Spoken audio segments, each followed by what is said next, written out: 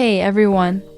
In this video, I'll show you how to easily generate a link or URL for your videos and photos without any hassle. Let's get started.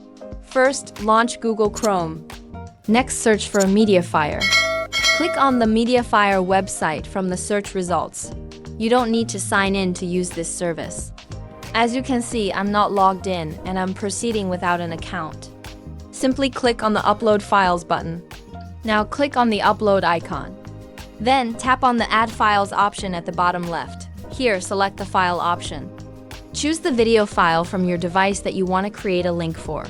Once selected, click OK to start the upload.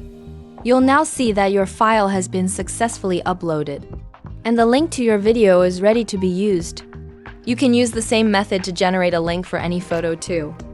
If you want to share this link, simply copy it and paste it wherever you like. For example, if you want to share it with a friend on WhatsApp, just copy the link, open WhatsApp, and paste the link there before sending it.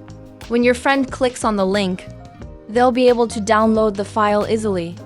As you can see, the file has been successfully downloaded. You can also add this link in the description of any YouTube video you create.